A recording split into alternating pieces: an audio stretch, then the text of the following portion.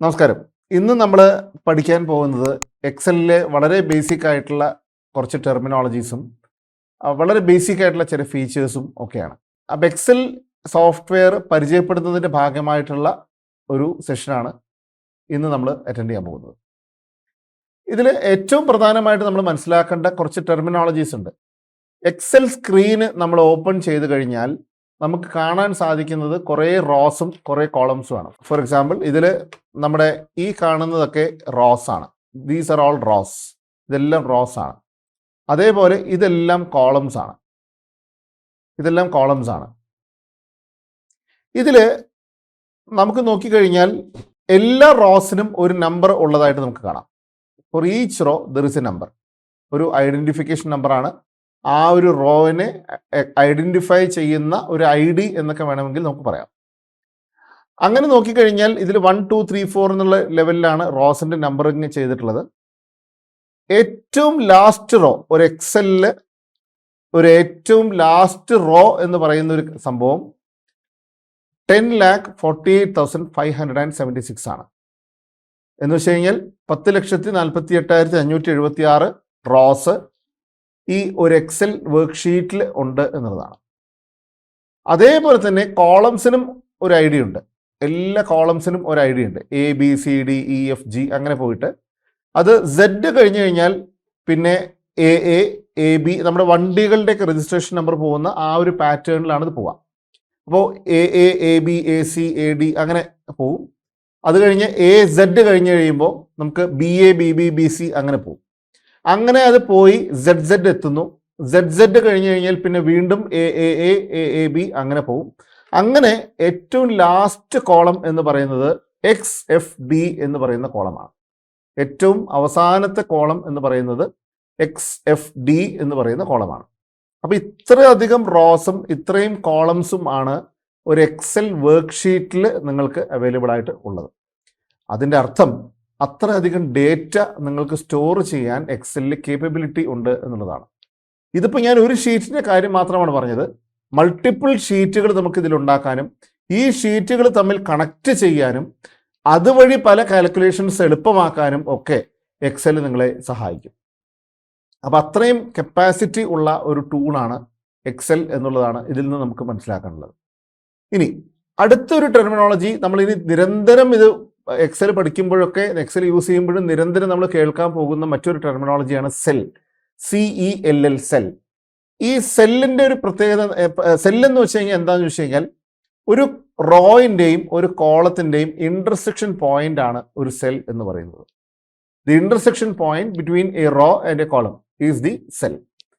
നമ്മൾ ഈ കോളംസിന് അഡ്രസ് ഉണ്ട്, റോസിന് അഡ്രസ് ഉണ്ട് എന്ന് പറയുന്നത് പോലെ തന്നെ ഓരോ സെല്ലിനും അതിൻ്റേതായിട്ടുള്ള ഒരു യുണീക്ക് അഡ്രസ് ഉണ്ട്. അതെങ്ങനെയാണ് ഐഡൻറ്റിഫൈ ചെയ്യാമെന്ന് വെച്ച് കഴിഞ്ഞാൽ എല്ലാ സെല്ലിൻ്റെയും ആ കോളത്തിൻ്റെ ID followed by the row ID.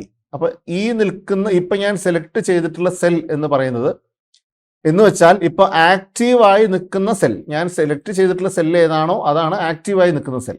അപ്പോൾ ആക്റ്റീവായിട്ട് നിൽക്കുന്ന സെല്ലിൻ്റെ അഡ്രസ്സ് എത്രയാണെന്ന് ചോദിച്ചു കഴിഞ്ഞാൽ D3 ആണ് അഡ്രസ്സ്. അതായത് ഇതിൻ്റെ കറസ്പോണ്ടിങ് ആയിട്ടുള്ള കോളം D ആണ്, കറസ്പോണ്ടിങ് ആയിട്ടുള്ള റോ 3 ആണ്. അപ്പോൾ D3 എന്നാണ് ഈ ഒരു പർട്ടിക്കുലർ സെല്ലിൻ്റെ അഡ്രസ്സ് പറയുന്നത്. ഇനി ഒരു സെല്ലിൻ്റെ അഡ്രസ്സ് കണ്ടുപിടിക്കാൻ, ഫോർ എക്സാമ്പിൾ ഞാനിപ്പോൾ ഇവിടെ നിൽക്കുകയാണെന്നുണ്ടെങ്കിൽ നമ്മളിങ്ങനെ വരച്ച് നോക്കി L13 ആണെന്നുള്ളത് വരച്ച് നോക്കി കണ്ടുപിടിക്കേണ്ട ആവശ്യമൊന്നുമില്ല. വളരെ എളുപ്പത്തിൽ നമുക്ക് ഈ സെല്ലിൻ്റെ അഡ്രസ്സ് കണ്ടുപിടിക്കാൻ ഒരു വഴിയുണ്ട്. അതെന്താണെന്ന് വെച്ച് കഴിഞ്ഞാൽ നമ്മൾ ഒരു സെല്ല് സെലക്ട് ചെയ്തിട്ട് നേരെ നമ്മുടെ സ്ക്രീനിൻ്റെ ലെഫ്റ്റ് സൈഡ് ടോപ്പ് കോർണറിൽ നോക്കിക്കഴിഞ്ഞാൽ ചെറിയൊരു ബോക്സ് നിങ്ങൾക്ക് കാണാം. ഈ ബോക്സിൻ്റെ പേര് നെയിം ബോക്സ് എന്നാണ്. ഈ നെയിം ബോക്സ് കൊണ്ട് നമുക്ക് വേറെയും കുറേ ഗുണങ്ങളുണ്ട്, അതിലേക്കൊക്കെ നമ്മൾ കടക്കും. അപ്പം ഇപ്പോൾ നമ്മൾ മനസ്സിലാക്കാനുള്ളത് നെയിം ബോക്സ് എന്തിനാണെന്ന് ചോദിച്ചു കഴിഞ്ഞാൽ ഒരു സെല്ലിൻ്റെ അഡ്രസ്സ് കാണാൻ ഈ നെയിം ബോക്സ് നിങ്ങൾക്ക് ഉപയോഗിക്കാം. അപ്പോൾ നമ്മൾ ഏത് സെല്ലാണോ സെലക്ട് ചെയ്യുന്നത് ആ സെല്ലിൻ്റെ അഡ്രസ്സ് ഇവിടെ നെയിം ബോക്സിൽ കാണാം. അപ്പോൾ അതുകൊണ്ട് തന്നെ നിങ്ങൾക്ക് ഇങ്ങനെ വരച്ച് നോക്കേണ്ട കാര്യം നമുക്കില്ല. വളരെ എളുപ്പത്തിൽ തന്നെ ഓരോ സെല്ലിൻ്റെയും അഡ്രസ്സ് മനസ്സിലാക്കാൻ പറ്റും. ഇനി നെയിം ബോക്സിൻ്റെ മറ്റൊരു ഗുണം എന്താണെന്ന് ചോദിച്ചു കഴിഞ്ഞാൽ ഇപ്പോൾ ഫോർ എക്സാമ്പിൾ നമുക്കിപ്പോൾ AAZ 1 2 3 4 എന്ന് പറയുന്ന ഒരു പർട്ടിക്കുലർ സെല്ലിലേക്ക് എനിക്ക് പോകണം എന്ന് വിചാരിക്കാം. AAZ 1234 എന്ന് പറയുന്ന ഒരു സെല്ലിലേക്ക് എനിക്ക് ഒറ്റയടിക്ക് പോകണമെന്നുണ്ടെങ്കിൽ സാധാരണഗതിയിൽ നമ്മൾ ആദ്യം റൈറ്റിലേക്ക് സ്ക്രോൾ ചെയ്ത് AAZ വരെ പോകണം. അതേപോലെ താഴോട്ട് സ്ക്രോൾ ചെയ്ത് 1234 റോ വരെ താഴോട്ട് സ്ക്രോൾ ചെയ്തിട്ട് പോകണം. അങ്ങനെയാണെങ്കിൽ മാത്രമേ നമുക്ക് ഈ ഒരു സെല്ലിലേക്ക് എത്താൻ പറ്റുള്ളൂ. അത് പക്ഷേ കുറച്ച് ടൈം കൺസ്യൂമിംഗ് ആണ്. അതുകൊണ്ട് തന്നെ അങ്ങനെ വളരെ ദൂരെ കിടക്കുന്ന ഏതെങ്കിലും ഒരു സെല്ലിലേക്ക് നമുക്ക് ഡയറക്റ്റായിട്ട് പോകണമെങ്കിലും നമുക്ക് ഇതേ നെയിം ബോക്സ് തന്നെ ഉപയോഗിക്കാം.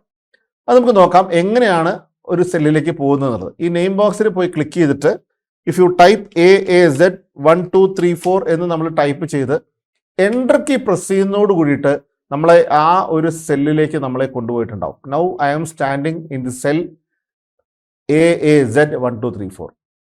തിരിച്ചെനിക്ക് ആദ്യത്തിലേക്ക് പോകണമെങ്കിൽ ഇവിടെ പോയിട്ട് A1 എന്ന് ടൈപ്പ് ചെയ്ത് എൻ്റർ അടിച്ചു കഴിഞ്ഞാൽ നമുക്ക് ആദ്യത്തെ സെല്ലിലേക്ക് തിരിച്ചു പോകാനും പറ്റും. അപ്പോൾ ഏതൊരു സെല്ലിലേക്ക് പോകാനും ഒറ്റയടിക്ക് നമുക്ക് ആ സെല്ലിലേക്ക് പോകാൻ നമുക്ക് ഈ നെയിം ബോക്സ് ഉപയോഗിക്കാം. ഞാൻ നേരത്തെ പറഞ്ഞ പോലെ നെയിം ബോക്സ് കൊണ്ട് ഇനിയും കുറേ ഗുണങ്ങളുണ്ട്. അതിലേക്കൊക്കെ നമുക്ക് കടക്കാം പതുക്കെ.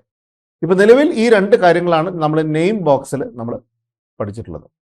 അപ്പോൾ ഇതാണ് ഒരു റോ എന്താണ്, ഒരു കോളം എന്താണെന്ന് നമ്മൾ മനസ്സിലാക്കി, ഒരു സെല്ല് എന്താണെന്ന് മനസ്സിലാക്കി. നമുക്കിപ്പോൾ ഒരു എക്സാമ്പിളിന് വേണ്ടിയിട്ട് നമുക്ക് ഒരു സെല്ലിൽ നെയിം എന്ന് പറയുന്ന ഒരു ഹെഡിങ് ഞാൻ കൊടുക്കുന്നു, അടുത്ത സെല്ലിൽ ഏജ് കൊടുക്കുന്നു, അടുത്ത സെല്ലിൽ അഡ്രസ് കൊടുക്കുന്നു. ഇങ്ങനെ 3 സെല്ലുകൾ നമ്മൾ 3 ഹെഡിങ്സ് നമുക്ക് ആഡ് ചെയ്തിട്ടുണ്ട്. ഇത്രയും ആഡ് ചെയ്ത് കഴിഞ്ഞപ്പോഴാണ് നമുക്ക് മനസ്സിലായത് ഇതിൻ്റെ ഇടയ്ക്ക് നെയിമിൻ്റെയും ഏജിൻ്റെയും ഇടയ്ക്ക് ഒരു കോളവും കൂടെ വേണമായിരുന്നു എന്നുള്ളത്. അപ്പോൾ നമുക്ക് വീണ്ടും ഇതെല്ലാം കളഞ്ഞ് ആദ്യം മുതലേ ടൈപ്പ് ചെയ്യേണ്ട ആവശ്യമില്ല. നമ്മൾ ഒരു ഡേറ്റ ഉണ്ടാക്കി കഴിഞ്ഞാൽ അതിലേക്ക് ഒരു പുതിയൊരു കോളം ആഡ് ചെയ്യാൻ ഇതിനകത്ത് യാതൊരു ബുദ്ധിമുട്ടുമില്ല. അപ്പോൾ ആഡ് ചെയ്യുന്നത് എങ്ങനെയാണെന്ന് വെച്ച് കഴിഞ്ഞാൽ നമ്മളൊരു കോളം സെലക്ട് ചെയ്തിട്ട് റൈറ്റ് ക്ലിക്ക് ചെയ്തിട്ട് അതിലൊരു ഇൻസേർട്ട് എന്ന് പറയുന്നൊരു ബട്ടൺ കാണും. ഇൻസേർട്ടിൽ ക്ലിക്ക് ചെയ്യുമ്പോൾ നമ്മൾ സെലക്ട് ചെയ്ത കോളത്തിൻ്റെ ലെഫ്റ്റ് സൈഡിലാണ് പുതിയൊരു കോളം വരുന്നത്. അത് ശ്രദ്ധിക്കണം എപ്പോഴും. നമ്മൾ സെലക്ട് ചെയ്തിട്ടുള്ള കോളത്തിൻ്റെ ലെഫ്റ്റ് സൈഡിലാണ് പുതിയൊരു കോളം കിട്ടുക. ഇൻ അതർ വേർഡ്സ്, നമുക്ക് എവിടെയാണോ കോളം വരേണ്ടത് അതിൻ്റെ വലത്ത് വശത്തുള്ള കോളത്തിൽ സെലക്ട് ചെയ്തിട്ട് വേണം നമ്മൾ ഇൻസേർട്ട് ബട്ടൺ ക്ലിക്ക് ചെയ്യാൻ. അങ്ങനെയാണ് നമുക്കൊരു കോളം ആഡ് ചെയ്യാൻ പറ്റുക. കോളം ആഡ് ചെയ്തതിന് ശേഷം നമുക്ക് വേണമെങ്കിൽ മറ്റൊരു കോളവും കൂടെ ഇതിലേക്ക് ആഡ് ചെയ്യാൻ യാതൊരു ബുദ്ധിമുട്ടുമില്ല. അപ്പോൾ ഈ രീതിയിലാണ് നമുക്ക് കോളംസ് ഇൻസേർട്ട് ചെയ്യാൻ പറ്റുന്നത്. അതേപോലെ തന്നെ റോസിൻ്റെ കാര്യത്തിലും ഇപ്പം നമ്മൾ ഒരു റോ ഫുൾ സെലക്ട് ചെയ്ത് ഈ റോ ഫുൾ സെലക്ട് ചെയ്യുക എന്ന് പറഞ്ഞു കഴിഞ്ഞാൽ ആ റോയിൻ്റെ നമ്പറിൽ ക്ലിക്ക് ചെയ്യുക എന്നുള്ളതാണ്. ആ റോയിൻ്റെ നമ്പറിൽ ക്ലിക്ക് ചെയ്യുമ്പോൾ കംപ്ലീറ്റ് റോയും സെലക്റ്റഡ് ആവും. എന്നിട്ട് നമ്മൾ അവിടെ തന്നെ വെച്ച് റൈറ്റ് ക്ലിക്ക് ചെയ്യുക, ഇൻസേർട്ട് കൊടുക്കുമ്പോൾ നമ്മൾ സെലക്ട് ചെയ്യപ്പെടുന്ന റോയിൻ്റെ മുകളിൽ ആണ് പുതിയ റോ വരിക. നമ്മൾ ഏത് റോ ആണോ സെലക്ട് ചെയ്യുന്നത് അതിൻ്റെ മുകളിലാണ് പുതിയ റോ നമുക്ക് ആഡ് ചെയ്യാൻ പറ്റുന്നത്. ഇനി ഒരു റോ ഡിലീറ്റ് ചെയ്യണമെങ്കിൽ, ഏതെങ്കിലും ഒരു അവസരത്തിൽ നിങ്ങൾക്കൊരു റോ ഡിലീറ്റ് ചെയ്യണം എന്ന ആഗ്രഹമുണ്ടെങ്കിൽ ആ റോ സെലക്ട് ചെയ്ത് റൈറ്റ് ക്ലിക്ക് ചെയ്ത് അതിൽ തന്നെ ഡിലീറ്റ് എന്ന് പറയുന്നൊരു ബട്ടൺ ഉണ്ട്. അത് ക്ലിക്ക് ചെയ്ത് കഴിഞ്ഞാൽ ഡിലീറ്റ് ചെയ്യാം. അതേപോലെ തന്നെ ഒരു കോളം ഡിലീറ്റ് ചെയ്യാനും ആ കോളം സെലക്ട് ചെയ്ത് റൈറ്റ് ക്ലിക്ക് ചെയ്ത് കഴിയുമ്പോൾ ഡിലീറ്റ് എന്ന് പറയുന്നൊരു ബട്ടൺ കാണും. അതിൽ ക്ലിക്ക് ചെയ്ത് കഴിഞ്ഞാൽ ആ കോളവും ഡിലീറ്റഡ് ആവും. ഈ രീതിയിലാണ് നമുക്ക് കോളംസും റോസും ആഡ് ചെയ്യാനും ഡിലീറ്റ് ചെയ്യാനും നമുക്ക് സാധിക്കുന്നത്. ഇനി അടുത്തത് വളരെ ഇമ്പോർട്ടൻ്റ് ആയിട്ടുള്ള മറ്റൊരു ടെർമിനോളജിയാണ് ഷീറ്റ്, വർക്ക് ഷീറ്റ്. എക്സലിൽ വളരെ ഇമ്പോർട്ടൻ്റ് ആയിട്ടുള്ള വലിയൊരു ടെർമിനോളജിയാണ് വർക്ക് ഷീറ്റ്. അതും നമ്മൾ നിരന്തരം നമ്മൾ ഉപയോഗിക്കാൻ പോകുന്നൊരു ടെർമിനോളജിയാണ്. അപ്പോൾ എന്താണ് ഷീറ്റ് എന്ന് ചോദിച്ചു കഴിഞ്ഞാൽ ഞാൻ നേരത്തെ പറഞ്ഞതുപോലെ ഇത്രയും റോസും ഇത്രയും കോളംസും അടങ്ങുന്ന ഒരു പേപ്പർ എന്നൊക്കെ വേണമെങ്കിൽ നിങ്ങൾക്ക് പറയാം. അതാണ് ഒരു വർക്ക് ഷീറ്റ് എന്ന് പറയുന്നത്. അപ്പോൾ ഇവിടെ നമുക്ക് നോക്കിക്കഴിഞ്ഞാൽ താഴെ ഷീറ്റ് 1 എന്നൊരു പേര് നമുക്ക് ഇവിടെ കാണാം. എൻ്റെ മൗസ് പോയിന്റർ ശ്രദ്ധിക്കുക. ഈ ഇപ്പം നമ്മൾ നിൽക്കുന്ന ഷീറ്റിൻ്റെ പേര് നിലവിൽ ഷീറ്റ് 1 എന്നുള്ളതാണ്. ഇനി നമ്മൾ പ്ലസ് ബട്ടൺ ക്ലിക്ക് ചെയ്ത് കഴിഞ്ഞാൽ ഇവിടെ ഒരു ചെറിയൊരു പ്ലസ് ബട്ടൺ കാണാം. അപ്പോൾ നമുക്കിവിടെ പുതിയ ഒരു ഷീറ്റും കൂടെ നമുക്കിവിടെ ആഡ് ചെയ്യാൻ പറ്റും. ഒരു പുതിയൊരു ഷീറ്റും കൂടെ നമുക്ക് പ്ലസ് ബട്ടണിൽ നമുക്ക് ആഡ് ചെയ്യാൻ പറ്റും. വീണ്ടും പ്ലസ് ബട്ടൺ ക്ലിക്ക് ചെയ്ത് കഴിഞ്ഞാൽ വീണ്ടും ഷീറ്റ് ആഡാവും. അങ്ങനെ എത്ര ഷീറ്റുകൾ വേണമെങ്കിലും നിങ്ങൾക്ക് ആഡ് ചെയ്ത് പോകാൻ പറ്റും. ഒരു ലിമിറ്റ് ഉണ്ട്, പക്ഷേ നമുക്ക് ഏതാണ്ട് 800 ചില്ലാനം ഷീറ്റുകളാണ് നമുക്ക് ഉണ്ടാക്കാൻ പറ്റുക. പക്ഷെ അത്രയ്ക്കൊന്നും നമുക്ക് പൊതുവേ നമുക്ക് ആവശ്യം വരാറില്ല. മാക്സിമം നമ്മൾ എത്ര വലിയൊരു ഇതുണ്ടാക്കുകയാണെന്നുണ്ടെങ്കിലും, എത്ര വലിയൊരു ഡേറ്റാബേസ് നമ്മൾ ഉണ്ടാക്കുകയാണെങ്കിലും ഒരു 100 150 ഷീറ്റുകളൊക്കെ തന്നെ ആവശ്യം വരാറുള്ളൂ. അത്രയും ഷീറ്റുകളൊക്കെ നിങ്ങളുടെ സിസ്റ്റവും കൂടെ അതിനെ സപ്പോർട്ട് ചെയ്യുന്നുണ്ടെങ്കിൽ അത്രയ്ക്കൊക്കെ ഷീറ്റുകൾ നിങ്ങൾക്ക് ഇതിൽ സുഖമായിട്ട് ഉണ്ടാക്കാം. ഇത് തമ്മിൽ കണക്ട് ചെയ്ത് വർക്ക് ചെയ്യാനും ഒക്കെ പറ്റും. അതിലേക്കൊക്കെ നമ്മൾ കടക്കും. ഇപ്പം നിലവിൽ നമ്മൾ മനസ്സിലാക്കേണ്ടത് ഒരു ഷീറ്റ് എന്താണ്, ഒരു ഷീറ്റ് പുതിയതായിട്ട് എങ്ങനെയാണ് ഉണ്ടാക്കുക എന്നുള്ളതാണ് ഇപ്പോൾ നമ്മൾ പഠിച്ചത്. ഇനി ഒരു ഷീറ്റ് ഉണ്ടാക്കിയതിന് ശേഷം ആ ഷീറ്റിൻ്റെ പേര് നമുക്ക് വേണമെങ്കിൽ മാറ്റാം. ഓരോ ഷീറ്റിൻ്റെയും പേരുകൾ വേണമെങ്കിൽ നമുക്ക് മാറ്റാം. ഇപ്പം നിലവിൽ ഇത് ഷീറ്റ് 1 എന്നാണെന്നുണ്ടെങ്കിൽ എനിക്ക് ഈ ഷീറ്റിൻ്റെ പേര് മാറ്റിയിട്ട് വേണമെങ്കിൽ അക്കൗണ്ട്സ് എന്ന് വേണമെങ്കിൽ ആക്കാം.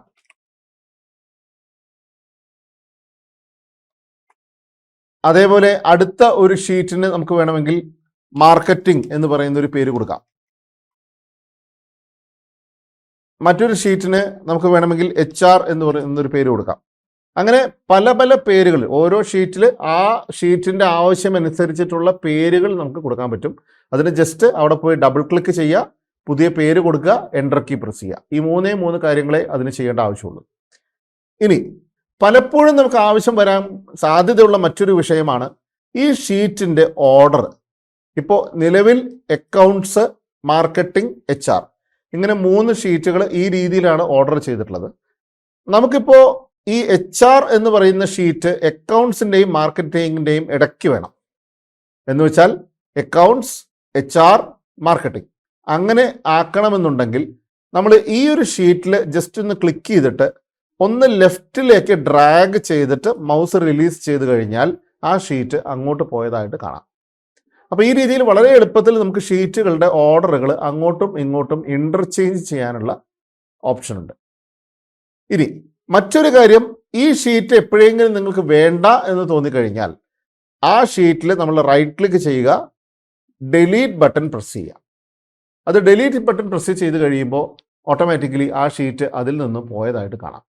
പക്ഷെ ഒരു കാര്യം ശ്രദ്ധിക്കുക, നമുക്ക് ഡേറ്റ ഉള്ള ഷീറ്റ് ആണെന്നുണ്ടെങ്കിൽ ആ ഷീറ്റ് നമ്മൾ ഡിലീറ്റ് ചെയ്യുമ്പോൾ എക്സൽ വീണ്ടും ഒന്നും കൂടെ ചോദിക്കുമായിരിക്കും. അവിടെയും നമ്മൾ ഡിലീറ്റ് ചെയ്തോളൂ എന്നുള്ളൊരു കൺഫർമേഷൻ കൊടുത്തു കഴിഞ്ഞാൽ പിന്നെ ആ ഷീറ്റ് റിട്രീവ് ചെയ്തെടുക്കാൻ ബുദ്ധിമുട്ടാണ്.